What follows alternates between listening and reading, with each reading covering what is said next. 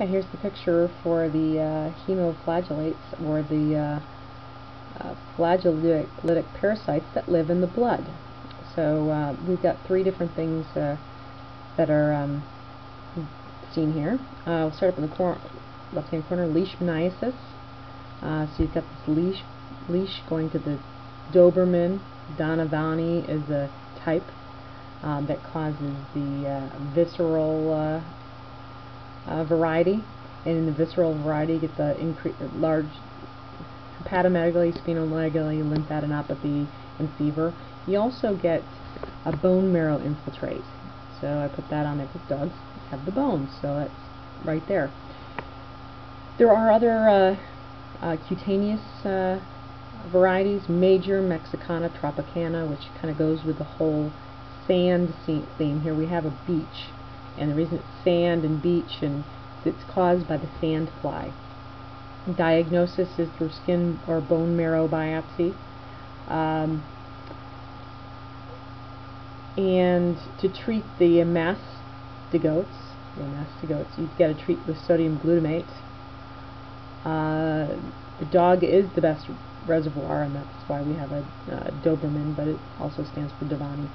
Treatment, paramycin, pentamide,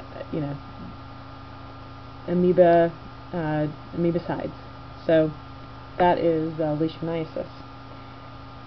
Now go up here to American trypanosomiasis, and you've got Chagas disease. Let's see.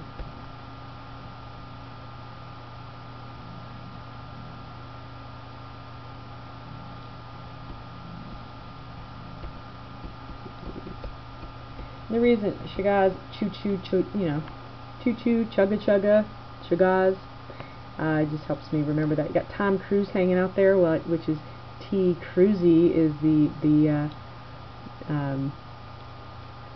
parasite that causes Chagas disease. It comes from a reduvid bug, the red bug, and it comes from their feces. So the reduvid bug feces causes Tom Cruise, T. cruzi, or trypanosomiasis, American style, or cruzi. A lot of the presentation could be dementia, but big things are megacolon and megaesophagus and Romanas sign. Romanas sign is a swollen eye, just one side. You might wake up in the morning and the reduvid bug is right there. How you treat this? Benznidazole or nifurtimox. Okay, so that is the American trypanosomiasis. Now the African trypanosomiasis has a different vector. It is the tsetse fly, and you've got Mr. T, who I turned into a fly. Tsetse fly. Mr. T flies to Africa and falls asleep. So that's kind of what it is. A tsetse fly, sleeping sickness, African sleeping sickness. One of the first signs is fever in waves. You get malaise, irregular fevers we talk about. You get lymphadenopathy and splenomegaly later. If it's untreated, there's a 100% mortality rate.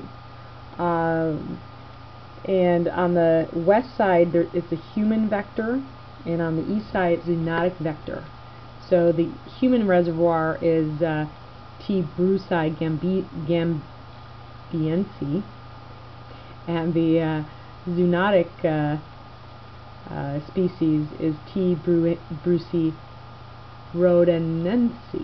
Starts with an R. So anyway, there's just two different varieties. One's got a human vector, one's got a zoonotic vector. I'll write those down so I don't forget. It's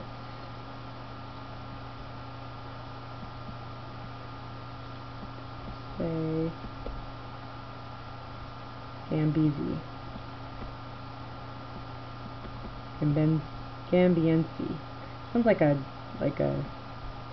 mafia family. Gambienses. So there's the mafia king, Gambiense. Over here, the zoonotic form is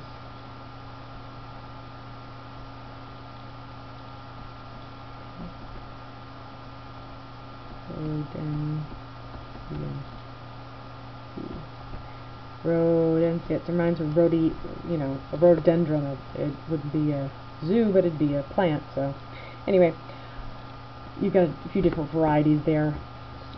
And this is the zoonotic form is the acute form, and the human reservoir is the progresses slowly form. Caused by the tsetse fly, Mr. T fly. I think I should have it there. Tsetse fly. Tsetse fly.